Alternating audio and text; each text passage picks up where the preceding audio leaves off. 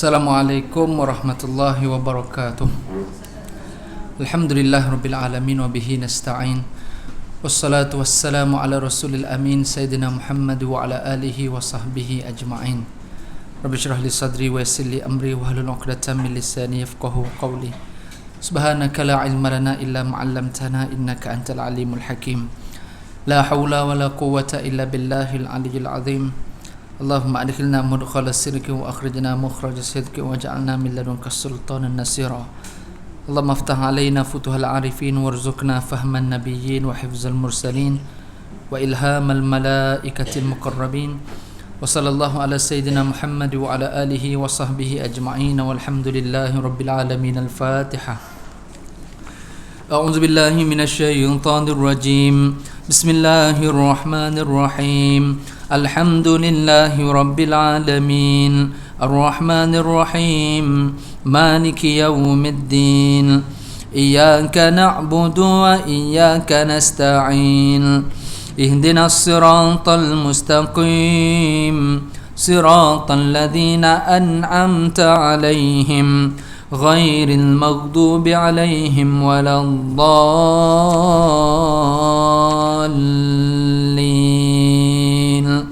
Amin. Alhamdulillah, syukur pada Allah Subhanahu wa taala. Allah izinkan kita untuk hadir dan Allah berikan kita kekuatan. Dua perkara ni kalaulah Allah tak izin, kita takkan sampai. Kalau Allah tak beri kita kekuatan pun kita takkan sampai. Kuat dekat sini bukanlah kuat fizikal, sebab kalau tengok gaya ni fizikal tak pernah kuat. Tapi kuat jiwa tu, kekuatan jiwa, tu paling penting. Semangat tu akhirnya dia sampai, izin dan kekuatan. Maka kita bersyukur pada Allah Subhanahu Wa Taala, kita dapat. Walaupun letih macam mana pun kita boleh sampai. Minta maaf banyak-banyak sebab macam biasalah kalau ustaz yang ni dia mesti lambat sikit, boleh sampai tu alhamdulillah. Memang letih, menunggu lagi letih, kan? Kalau fikir saya letih je, saya letih, ibu-ibu lagi letih. Contoh ni contoh je. Malam tadi anak yang paling kecil umur setahun 3 bulan. Entahlah, bila time saya tidur dengan dia asyik jaga je, saya pun tak tahu kenapa. Saya mengigau ke dia mengigau, saya tak tahu. Mungkin sebab saya mengigau dia jaga. Akhirnya saya bagi sebab dia jaga, maka saya yang kena bagi dia tidur balik. Okey. Start pada habis je subuh. Rasanya sampai sekarang ni tak sempat nak rehat lagi saya ni, saya rasa lah. Dengan dia dah start pergi sekolah. Tak yang setahun 3 bulan tu ada sekolah dia lah, kan, play school dia tu.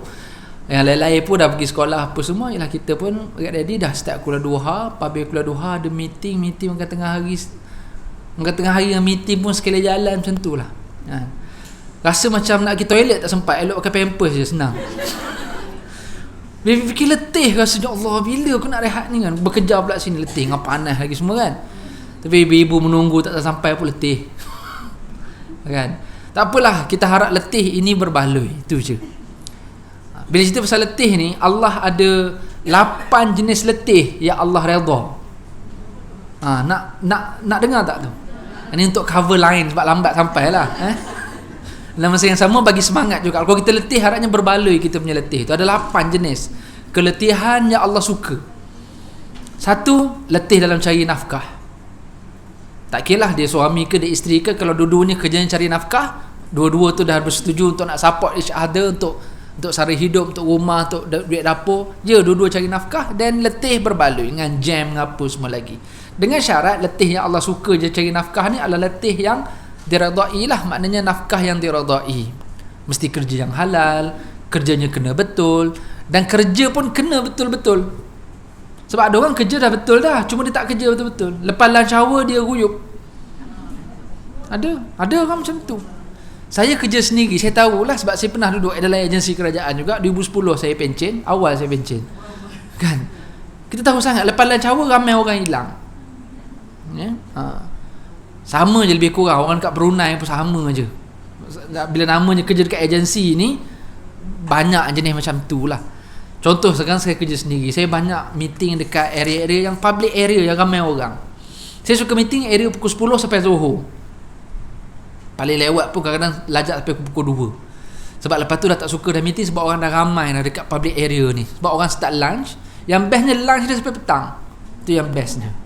Dan dengan name tag tak name tag, dengan segala lanyard tak lanyard, semua pakai. Faham je lah ya. Kalau IKEA ke mana ke pagi okey, seronok kosong. Lepas hilang shower penuh orang. Yang kita kenal ni semua muka orang bekerja semuanya. Okey. Bahaya macam tu. Syubhat banyak. Kan? Betul bahaya. Sebab tu ada 3 orang budak ni dia pernah bergaduh pasal bapa masing-masing. Ada seorang budak kata bapak saya ni pemanah yang hebat. Kalau dia tarik anak panah dia, dia lepas, dia boleh kejar, dia boleh tangkap boleh anak panah dia. Punya laju bapak dia. Anak yang kedua kata tak hebat. Bapak saya penembak tepat. Sharpshooter. Kalau sekali dia tembak, dia lepaskan peluru dia, dia boleh kejar balik peluru, ditangkap. Oh hebat lajunya bapak dia ni. Yang ketiga kata bapak aku lagi hebat. Dia punch out pukul 5, pukul 3 dia sampai rumah. 2 jam awal lagi cepat. Hebat ramai orang. Kerja dah betul dah, syarikatnya bagus, kerja yang halal apa semua, tapi kadang kerja tak betul-betul, banyak mengulur lah sana sini. Yang tu Tuhan tak redha, walaupun letih sama je. So nombor 1, Tuhan redha, Tuhan suka orang yang letih cari nafkah, dia kerja betul-betul dan kerjanya kerja yang betul, kerja yang halal. Yang kedua, Tuhan suka orang yang letih macam mana? Letih dalam mengandung, melahir, menyusu, membesarkan anak. Ni ibu-ibu punya letih lah. Suami mungkin dapatlah sikit keletihan tu dalam nak berhadapan dengan dia punya morning sickness, dia punya alahan, mengada-ngada dia, semua-semua tu. Dapatlah sikit. Tapi tak sama dengan yang tuan badan punya letih tu. Betul lagi tempoh pantang lepas tu pula semua bukan senang lah. Walaupun lahir normal macam mana sekalipun, nak menyusu semua tu letih. Tambah pula yang kena pula bulan Ramadan, letih. So keletihan menyusu, mengandung, lahir semua tu Tuhan redha sebenarnya. Berbaloi letih itu. Nombor 3, letih macam mana yang Tuhan redha? Iaitu letih dalam menguruskan rumah tangga. Lipat baju, sapu sampah, cat rumah, singki sumbat, macam-macam. Baju belonggok atas katil, hanger merata, macam-macam benda yang kena buat. Anak balik sekolah dah satu hal. Kalau dia punya lapar tu macam kebuluran dekat sekolah, tak ada makanan. Balik-balik tu semua lapar, nak kena masak. Letih tak? Letih. Sayyidatina Fatimah pernah mengadu ni, letih yang mengurus rumah. Dia mengadu kepada suami ni, Sayyidina Ali bin Abi Talib. Bang, tak larat bang, rumah letih bang, cari bantu boleh tak? Sayyidina Ali buat macam dengar tak dengar je masa tu. Dia sampai ke report dekat bapak dia, Rasulullah SAW. Dia cerita dia pergi rumah Nabi, Nabi tak ada. Ceritalah dengan mak dia, mak apa Sayyidatina Aisyah. Sebab mak sebenar Sayyidatina Fatimah, Khadijah dah meninggal dah. Mak tiri. Dia kata lah mak, abah tak ada pula, tak apalah, ngadu dengan mak je lah. Saya letih sangat ni apa semua, abang Ali tak nak sediakan mat apa pula. Nanti mak terus sampaikanlah dekat Rasulullah. Okeylah, nanti mak sampaikan. Cerita dekat Nabi, Nabi kata tak apa, biar aku pergi ke rumah Fatimah. Dia pergi-pergi memang dua-dua nampak sangat letih. Sayyidina Ali pun nampak letih, Fatimah pun nampak letih, dua-dua terbaring. Nabi sampai dua-dua macam cepat nak bangun. Nabi kata tak apa, bagi. Nampak benar letihnya. Kan? Nabi kata nak tak aku bagi tahu satu benda, kalau kamu buat, kamu boleh hilang letih. Sehingga kamu tak payah fikir nak cari bantu rumah. Yang ini lebih hebat daripada bantu rumah, kata Nabi. Nabi suruh buat apa? Zikir. Apa tahu semua orang. Cuma masalah yang buat ke tak. Nabi kata baca subhanallah 3 kali, alhamdulillah 3 kali, Allahu akbar 34 kali, jadikan 100. Dia akan hilang letih. Kamu tak payah fikir nak ada bantu rumah tu. Okey. Letih mengurus rumah tangga. Tu nombor berapa tu? 3 baru. Ada 5 lagi. Yang keempat, letih menuntut ilmu. Ceramah lambat, lagi letih. Datang pula cerita benda yang sama, letih dengar. Kan?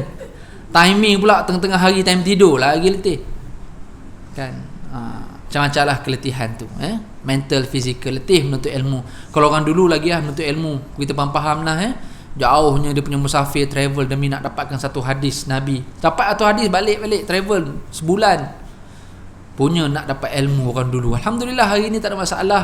Kadang-kadang kita boleh call je, cikgu boleh datang rumah nak ajar matematik, sains, agama, fardu ain, Quran. Ustaz datang rumah sekarang ni. Kan tak ada masalah. Letih pun yalah, Sikit gitu je lah. Tapi tak apalah letih menuntut ilmu pun, dengan duduk kursi tegak macam ni. Kursi ogawa sambil urut tu lain cerita kan.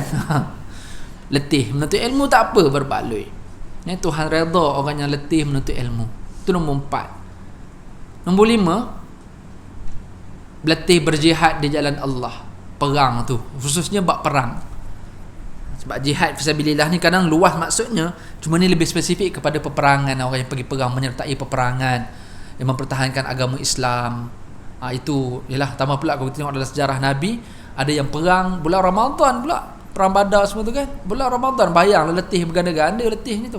Tapi semangat, kekuatan jiwa tu, dia orang sanggup, para sahabat ni sanggup untuk berperang walaupun keletihan berpuasa dan seumpamanya. Letih perang kan. Apa lagi antara keletihannya?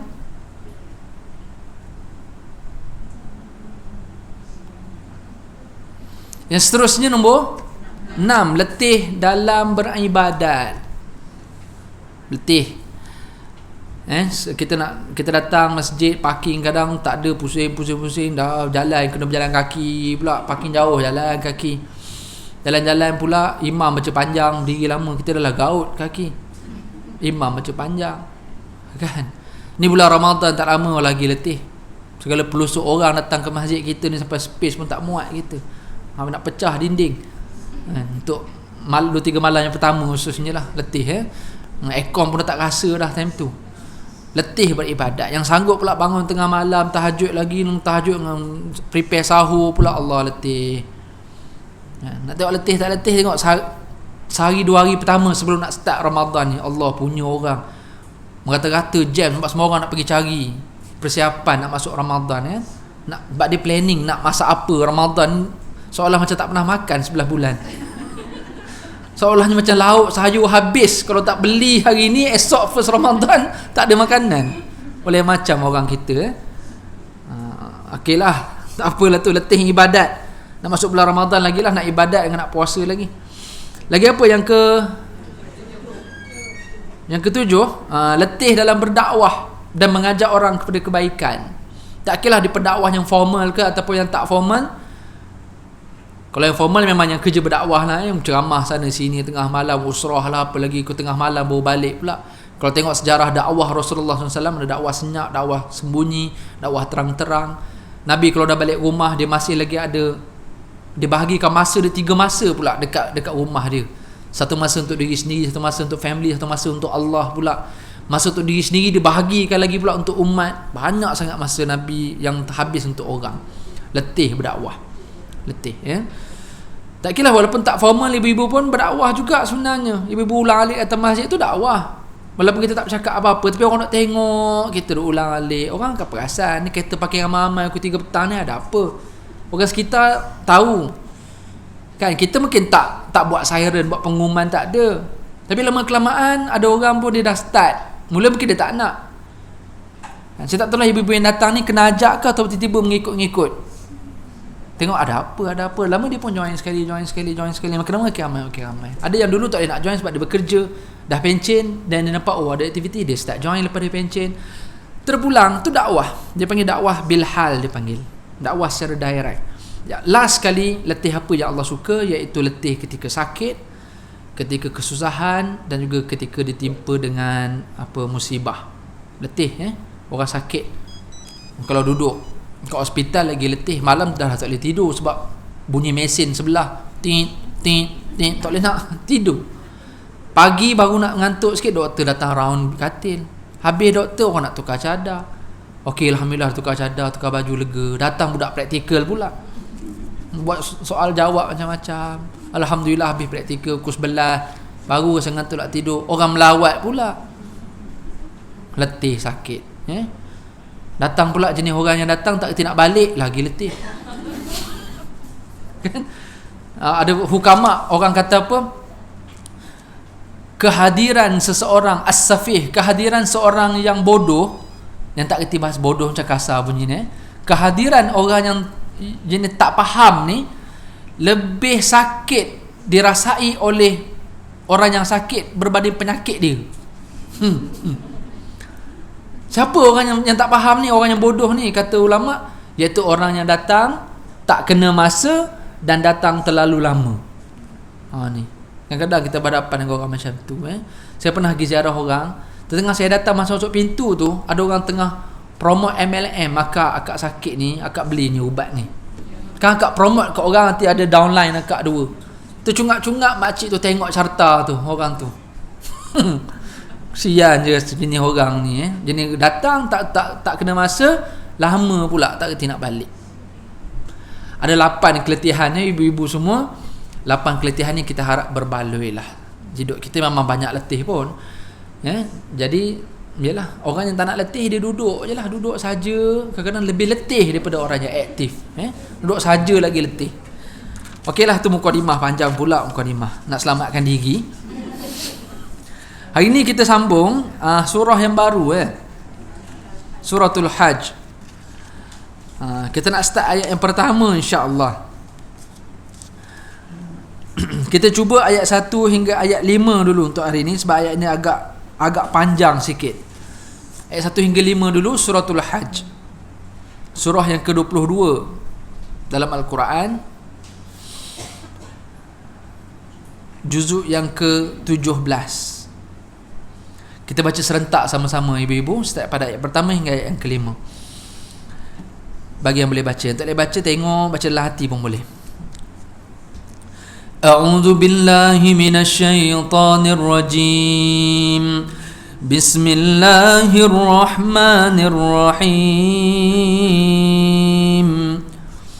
Ya ayyuhan nasu taqu rabbakum inna zalzalatash sa'ati syai'un 'azim. يوم ترونها تذهل كل مرضعة عما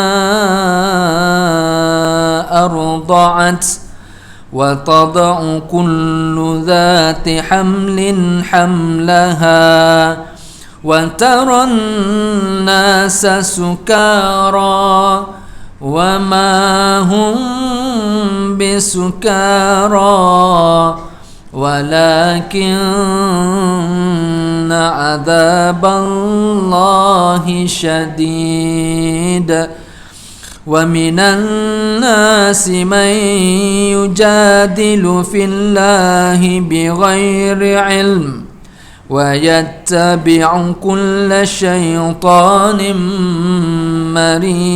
مريد كتب عليه أنه من تولاه فأنه يضله ويهديه إلى عذاب السعير يا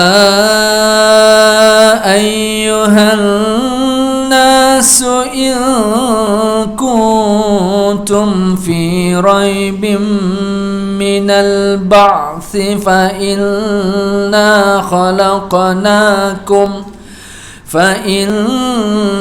خلقناكم من تراب ثم من نطفة ثم من علقة ثم من مضغة مخلقة وغير مخلقة لنبين لكم ونقر في الأرحام ما نشاء إلى أجل مسمى ثم نخرجكم طفلا ثم لتبلغوا أشدكم ومنكم من يتوفى ومنكم من يرد إلى أرذل العمر لكي لا يعلم من بعد علم شيئا وترى الأرض هامدة فإذا أنزلنا عليها الماء اهتزت وربت وأنبتت من كل زوج بهيج صدق الله العظيم. Suratul Hajj ayat 1 hingga 5.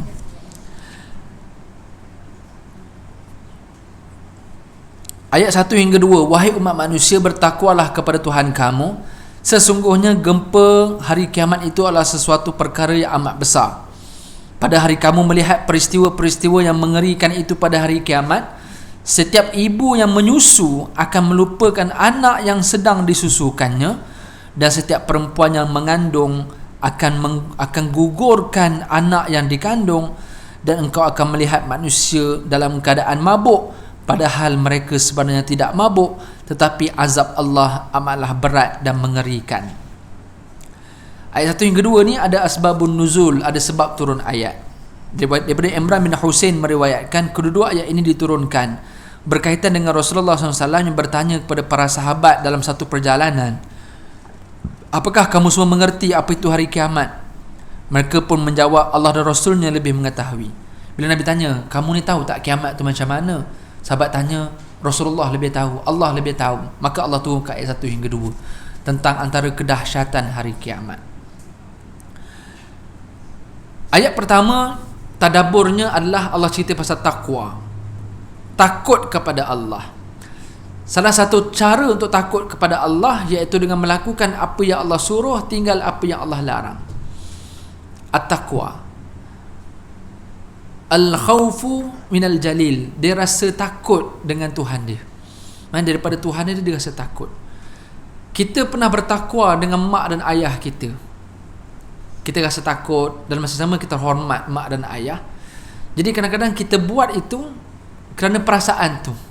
Kita buat apa yang mak ayah suka kerana perasaan tadi, perasaan takut dan perasaan hormat kepada mak ayah. Maka kita akan buat apa yang mak ayah suruh, yang mak ayah suka, dan kita akan tinggal apa yang mak ayah tak suka dan mereka tak suruh buat, mereka larang kita buat. Itulah takwa. Imtithalu awamirillahi azza wa jal wajtinabu nawahihi sirran wa alaniyah. Itu takwa, pengertian takwa. Dalam kitab Ta'limul Muta'allim sebut, takwa itu adalah menjunjung segala titah perintah Allah. Apa saja yang Allah titahkan, Allah perintahkan, dia akan buat. No argument, no excuses. Tak ada nak bantah-bantah, tak ada nak apa itu ni mengelak sana, tak ada dah. Apa Allah suruh dia buat. Daripada perkara yang sunat, apatah lagi yang wajib. Yang harus, yang Allah benarkan. Okeylah, selagi Allah benarkan, okey. Tapi bila start je makruh, walaupun taklah berdosa lagi kalau buat, pun dia dah tinggal dah. Wajtinabu nawahi, imtithalu awamrillah, junjung segala titah perintah Allah. Wajtinabu nawahi, meninggalkan larangan. So perkara makruh atau perkara haram memang dia tinggal. Yang makruh dia dah tinggal, apatah lagi yang haram. Ya. Ada orang semua benda baik dia boleh buat. Contoh, ada seorang ustaz lah, dia tahu semua hukum hakam, memang dia tahu, tapi rokok je dia tak boleh tinggal. Orang pernah tanya dia kira consider tok guru lah, kitab-kitab klasik ni hebat. Jadi anak murid pernah tanya, ni cerita betul, ustaz, apa hukum rokok sebenarnya? Ni bukan tanya public lah, tanya sendiri lah, dah berkawan lama, dah baik sama-sama ni, tanya betul-betul. Jadi ustaz yang kata memang hukumnya haram. Haram, memang tak ada makruh ke apa, tak ada halam ke tak ada halam, memang haram. Cuma inilah satu benda yang saya tak boleh tinggal lagi buat masa ni, ustaz tu kata. Saya tahu benda ni dosa. Ini satu benda yang saya tak boleh nak. Benda lain saya boleh tinggal. bak nak mengumpat orang, bak nak salam fitnah orang, bak pun buat jahat dengan orang, saya tak akan buat. Dan semua orang tahulah tentang kebaikan ustaz ni, cuma dia mengaku tak dia buat benda tu. So itu dosa yang ada lah. So samalah juga kita ni, jangan kita nampak rokok je benda yang haram. Kadang-kadang kita semua masing-masing ada benda yang kita tak boleh tinggal lagi. Bak lain insya-Allah, bak semayang boleh, semayang sunat boleh, sedekah boleh, datang majlis ilmu boleh. Satu je tak boleh lagi, membawang tu tak boleh tinggal lagi. Kan pahala membawang tak ada, kita tahu tu dosa. Mengumpat ni apa? Cerita keburukan seseorang yang betul. Kalau tak betul, fitnah. Yang kalau orang tu tahu, dia tak suka. Mana cerita keburukan lah biasanya. Kalau cerita kebaikan, kalau orang tu humble, mungkin dia tak apa suka, tapi taklah suka tu sampai benci pula kan. Cerita keburukan orang yang cerita tu betul, tapi kalau tuan badan tu tahu, dia tak suka, tu namanya mengumpat. Cerita pasal orang lah senang katanya, benda yang tak elok pasal orang. Kadang-kadang ramai orang tak boleh tinggal benda ni, tapi pada dia macam tak ada apa-apa. Suami dia merokok, atau dia tak boleh terima.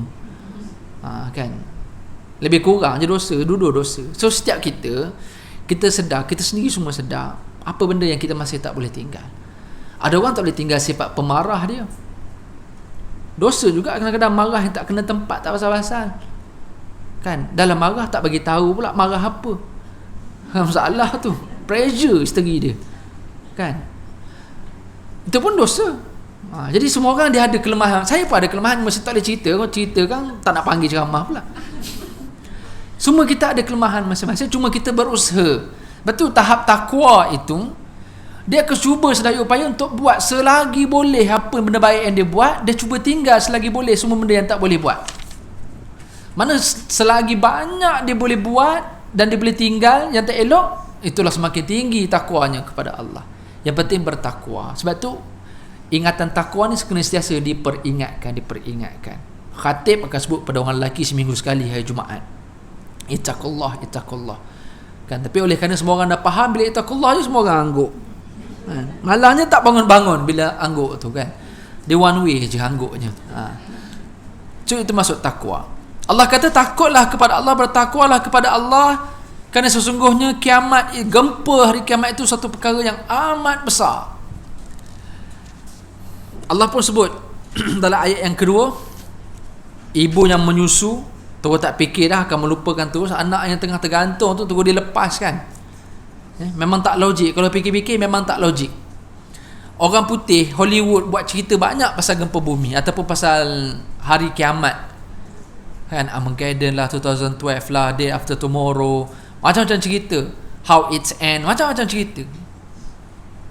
Saya memang banyak tengok TV, ibu angguk je, memang ibu tak tengok TV kan. Macam-macam cerita yang dia orang buat, tetapi tak sama. Sebab mak ayah masih duk siapa anak lagi duk cari apa, pergi rumah orang ambil makanan, fikir survival masing-masing. Hari kiamat dia tak ada survival family dah, semua survival sendiri. Semua cerita yang ada sekarang ni semua survival. Kalau bapak dia masih dengan anak, dengan pasangan lagi.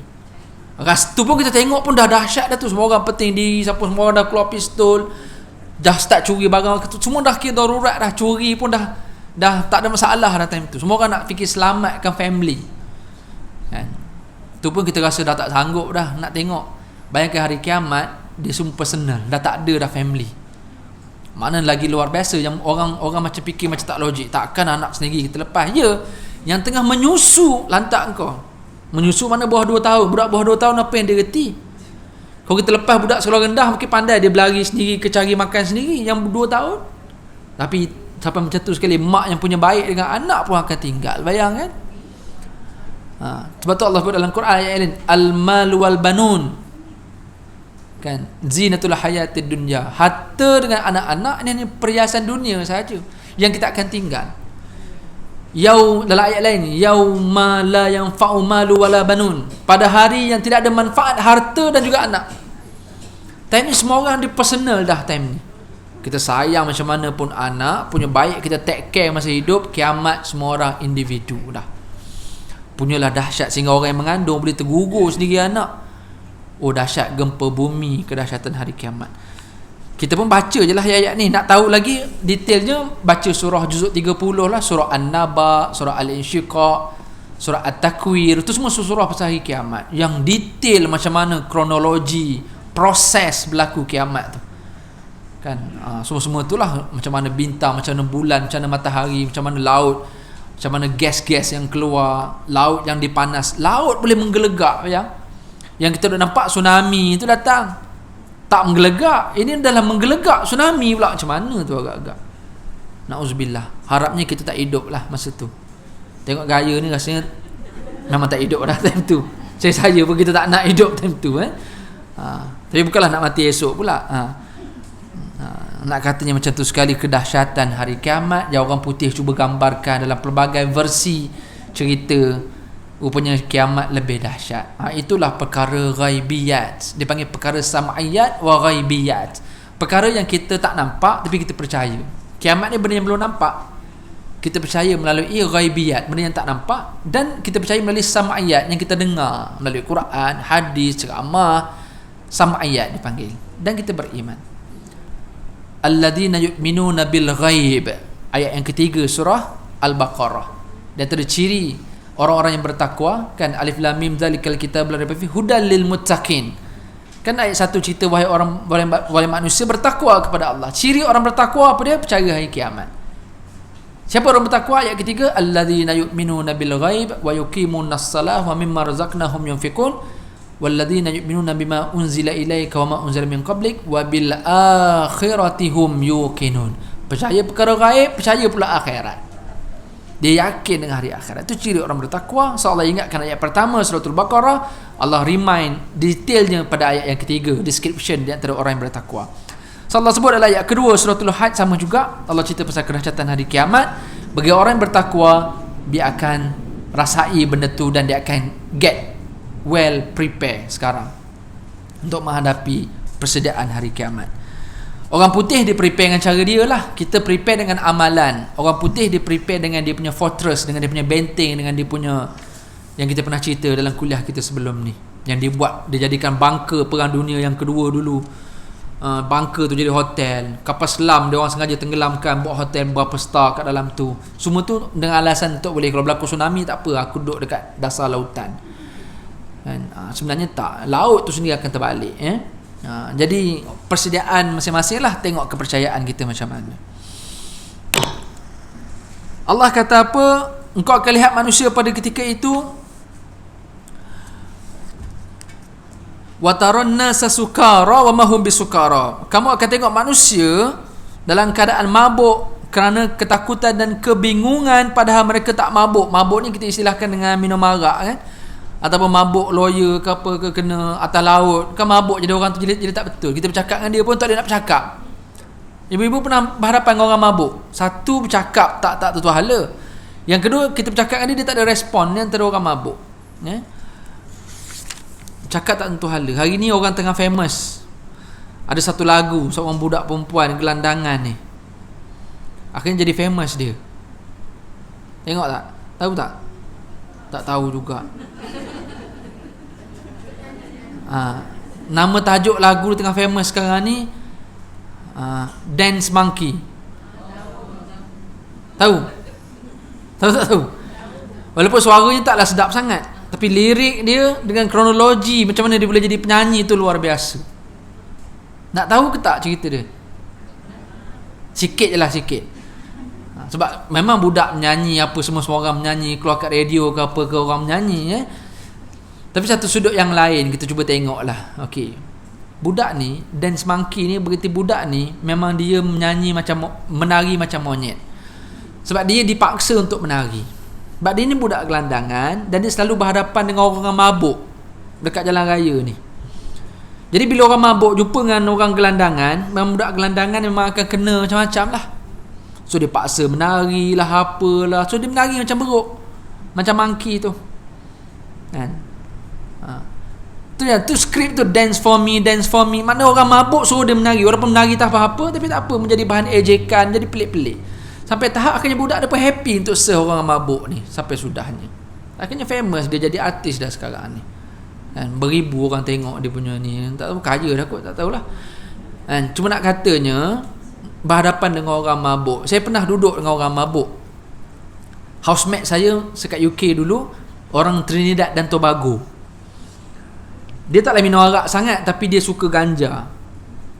Ganja. Memang isap rokok ke apa-apa ke, mesti akan ada daun ganja sikit. Sebab tu saya kalau datang mana-mana di Malaysia, Kuala Lumpur ni, kalau saya berjalan, saya boleh kenal bau ganja. Orang tu isap rokok ada ganja ke tak ada. Bagi kita duduk serumah dengan orang isap ganja. Dia baik, budak ni bagus. Dan dia ganja dia taklah lebih-lebih sangat. Tujuan dia ada ganja tu supaya dia jadi kuat. Dia sudut legalnya kat Malaysia memang tak benarkan lah. Macam daun ketum lah. Walaupun UPM dah buat kajian, bagusnya daun ketum tu, tapi belum boleh nak dilegalkan. Ada banyak lah ceritanya. Tak boleh nak cerita lah. Dia kontra dengan WHO lah. Sebab memang sebenarnya boleh. Kan dari sudut kesihatannya daun ketum tu bagus untuk berikan tenaga. Sama juga dengan ganja. Tapi ada takut salah guna tu masalahnya. So kes dia sama juga. Dah pun sama juga. Ubat-ubat yang kita makan ni sama juga. Cuma takut salah guna. Tapi yang tu boleh. Kan? Tu bendanya lah. Tak apalah, tu cerita lain. Cuma nak katanya orang mabuk ni, dia akan bercakap tak tentu hala satu. Yang kedua, kalau kita bercakap dengan dia tak respon. Berlaku hari kiamat nanti kita akan jumpa semua orang mabuk ni. Dia profesor ke, dia siapa ke, time berlaku hari kiamat semua orang penting diri. Semua orang macam orang mabuk. Semua orang lari lintang pokang, tak ada fikir dah baju koyak ke apa ke, nak meraung ke apa, tak ada nak fikir malu, fikir orang pun tak ada dah. Nak logik akal dah tak ada dah time tu. Itu yang bahayanya hari kiamat. Sebab tu kita bernasib baik, sebab Nabi pernah sebut dalam hadis-hadis akhir zaman, orang yang beriman walau sebesar zarrah keimanan dia, Allah akan matikan dia terlebih dahulu sebelum berlakunya kedahsyatan kiamat yang luar biasa, yang gempa kiamat ni, yang fasa yang terakhir, yang sampai matahari hilang fungsi, komet dah start hentam bumi, laut menggelegak datang, dan gas-gas metana dah mula start keluar. Sekarang ni metana masih tersimpan kecil-kecil dekat dapur gas kecil-kecil je. Ni lepas ni metana, propana, butana semua pakat keluar daripada kerak bumi, habis. Jadi Nabi sebut dalam hadis, kita lega bila dengar hadis tu, orang-orang yang beriman walaupun dia sebesar zarrah keimanannya, dia tak akan hadapi kedahsyatan fasa terakhir itu. Dia akan dimatikan dengan sejenis angin yang datang dari arah Yaman. Wallahu a'lam angin tu macam mana, mungkin virus, mungkin gelombang, mungkin apa-apa signal wave yang masuk kat telinga kita ke, kita pun tak tahu apa jenis angin tu. Nabi sebut angin lah. Wallahu a'lam. Mungkin virus, mungkin apa, tapi yang mematikan orang dengan cepat. Jadi kita legalah, kita tak berhadapan dengan kedahsyatan gempa hari kiamat tu. Ada ibu-ibu yang pernah kena gempa bumi? Pernah ada pengalaman gempa bumi yang bergegar semua? Tak pernah. Di mana kak? Jepun. Memang rasa nak mati ke atau rasa confident selamat sebab Jepun hebat? Rasa pening tu yang kata mabuk tu, sebab gempa tu menjadikan kita mabuk. Macam orang mabuk laut lah. Tiba-tiba jadi lawyer tak laut. Ini atas darat mabuk. Jadi tiba-tiba jadi lawyer macam tu. Saya pernah masa saya dekat Mesir, zaman saya belajar dulu, pernah dekat Mesir pernah. Masa tu kita tengah baca Quran, pas main subuh baca Quran ajak atas kata, tiba rasa macam tu. Apalah aku mengantuk tertidur ke apa, rupanya tak, kita sedar.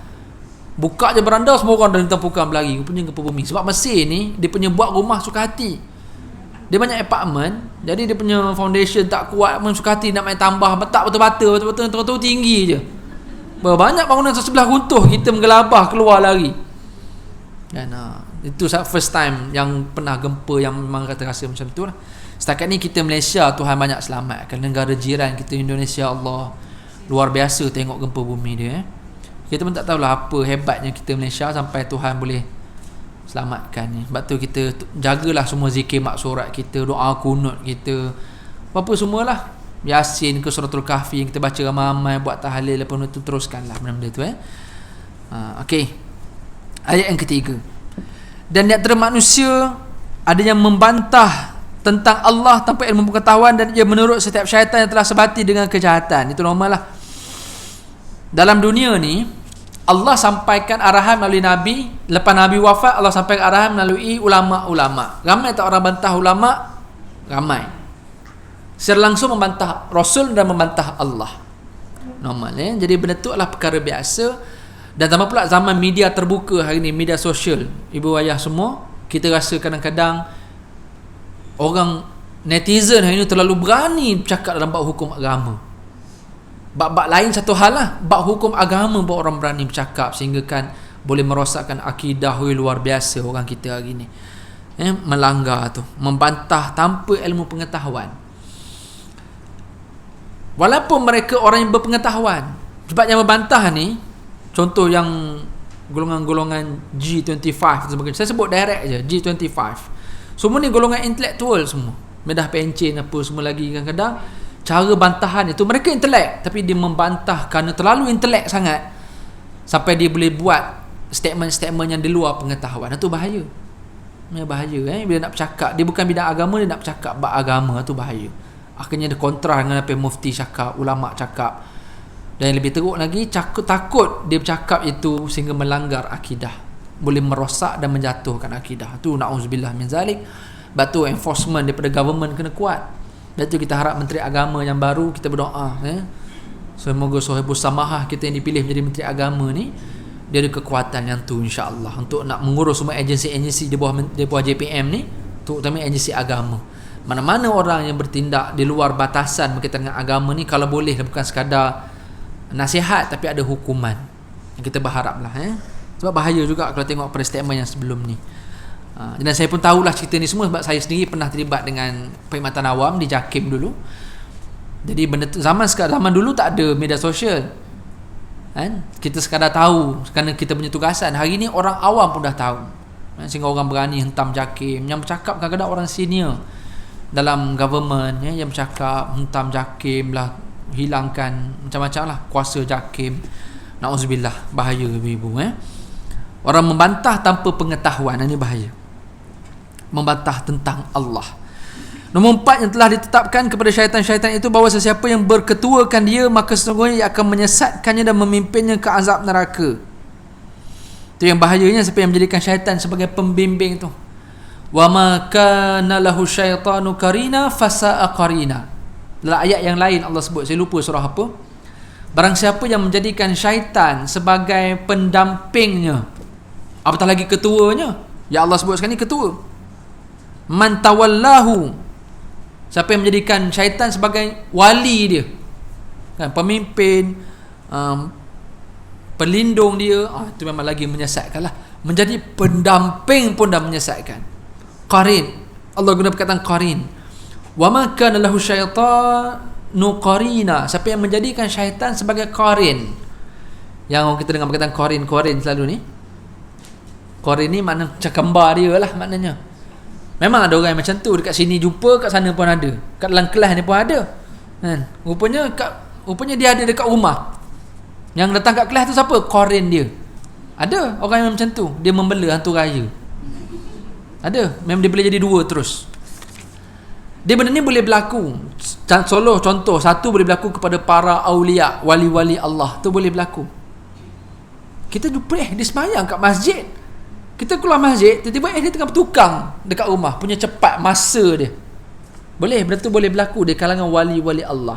Allah boleh beri dia karamah. Karamah ni benda yang luar biasa yang diberikan kepada orang-orang yang soleh, sebagaimana mukjizah yang diberikan kepada para nabi. Tapi dia bawah sikit levelnya daripada mukjizat. Tapi kepada orang jahat, Allah beri ihanah. Dia macam karamah tapi ihanah. Yang jenis ni lah, dia ada dua juga. Nampak macam ada kat sini, tapi ada kat tempat lain. Tu dipanggil qarin. Yang satu lagi tu adalah syaitan sebenarnya. Hantu raya lah. Orang zaman dulu ada buat benda macam ni. Saya sempat belajar. Orang yang bela hantu raya ni, kalau kita nak tahu, bila berjalan belakang dia, cuba kita jelir lidah ke dia. Kalau dia pusing tu mungkin.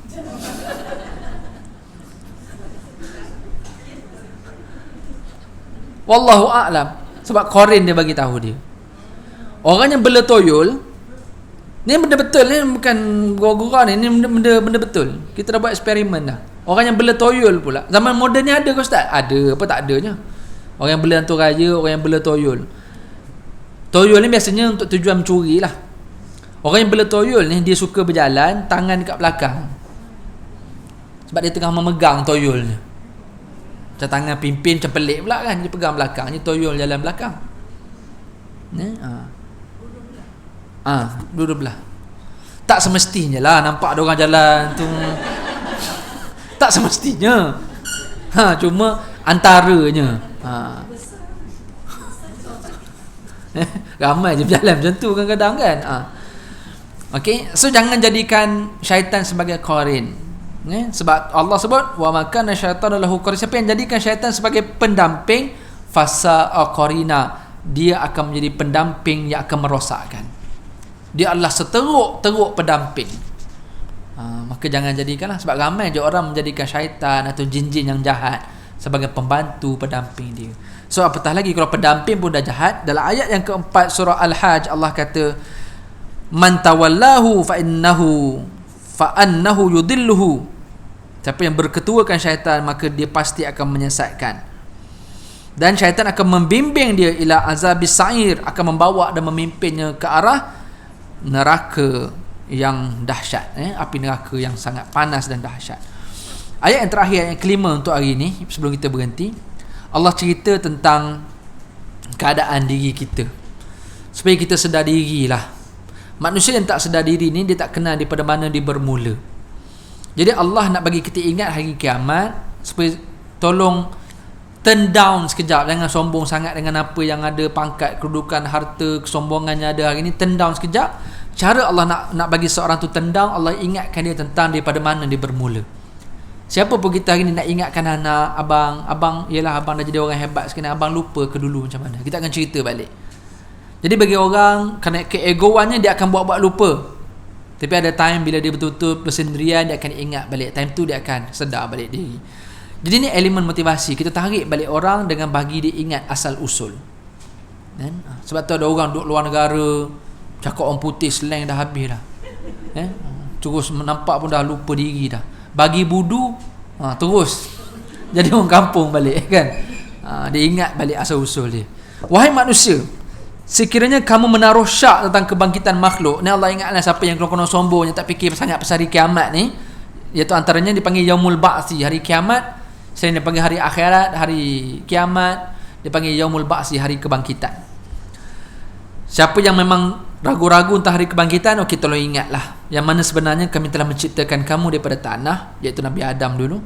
Kemudiannya daripada setitis air benih, iaitu air mani, kemudian jadi sebuku darah, kemudian menjadi seketul daging. Yang disempurnakan daging itu membalut tulang-tulang, dan ada yang tidak disempurnakan. Untuk kami jelaskan kepadamu dan kami tetapkan dalam rahim, biar kamu stay dekat situ 9 bulan, apa yang kami rancang dalam tempoh masa yang ditentukan lahirnya.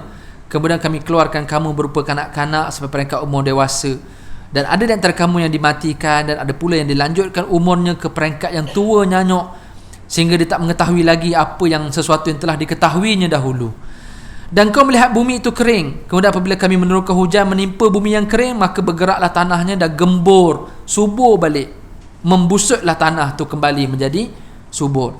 Serta ia pula menumbuhkan berjenis-jenis tanaman yang indah permai. Siapa yang tak percaya hari kiamat, Tuhan berkuasa. Daripada sesuatu yang tiada, Tuhan boleh adakan. Apatah lagi Tuhan nak tiadakan balik, lagilah senang. Yang tiada pun boleh diadakan, apatah lagi nak musnahkan balik. Jadi Allah sebut, ingatlah, itu sahaja. Kita tak percaya, saintis dah buktikan hari ini. Saintis dah buktikan kan, dia dah buat dah. Dia masuk terus apa dia punya endoskopik ke apa ke, semua tu masuk terus direct, macam mana sperma punya function, macam mana ovum punya function, berapa puluh hari dia akan, selama 40 hari dia melekat dekat dinding, dah membentuk dekat dinding tu, kemudian 40 hari menjadi segumpal darah, seketul daging, 120 hari dia dah mula bergerak, dah ditiupkan roh. Lepas 4 bulan start ada bentuk fizikal, dah ada dah rupa paras kan. Selepas 6 bulan barulah akan stabil kehamilan tu. Untuk nak tengok hidup tak hidup selepas 6 bulan. Bawah 6 bulan biasanya memang tak hidup lah. Sebab tempoh minimum mengandung adalah 6 bulan. Walaupun roh ditiupkan selepas 120 hari. So benda yang tak ada, tiba-tiba Allah boleh adakan. Bagi orang yang liberal macam mana sekalipun, tengok je kajian saintis dalam bab apa embryologi tu, dan dia akan tahulah benda ni. So ramai juga saintis yang dah masuk Islam, bila mana dia tengok dalam Al-Quran cerita pasal penciptaan manusia yang 1400 tahun dulu punya cerita, dalam zaman sains moden ni saja baru dia boleh nampak dalam bentuk 3D, 4D semua tu. Dan akhirnya ramai juga saintis yang telah beriman, telah masuk Islam. So nak katanya Allah ingatkan kita manusia yang sombong, yang ego, yang tak percaya pasal hari kiamat, maka Allah ingatkan dengan kebangkitan hari kiamat, dan Allah ingatkan tentang awal permulaan kita diciptakan, maka tak ada masalah bagi Allah untuk nak menghilangkan dan mematikan pada hari kiamat balik. Justru ibu ayah semua, penting bagi kita untuk ingat di mana kita bermula, di mana kita berasal. Dalam ayat 2 surah, sebagai penutup, dalam ayat yang kedua surah Al-Insan, biasa kita baca hari Jumaat dengan imam baca surah Sajdah dan suratul Insan. Inna khalaqnakum min nutfatin amsyajin nabtalih faja'alnahu sami'an basira. Allah sengaja ingatkan manusia ni, yang mana kami ciptakan dia daripada nutfatin amsyaj, nutfah mani yang bercampur dengan ovum lah, dan kami jadikan dia boleh mendengar dan boleh melihat. Mana nak supaya manusia ni kenal dia daripada mana asal. So kalau dia tahu air mani tu macam mana, keluar daripada mana, kemaluan itu ini, dengan level dia ada sekarang, aku cipta daripada tu.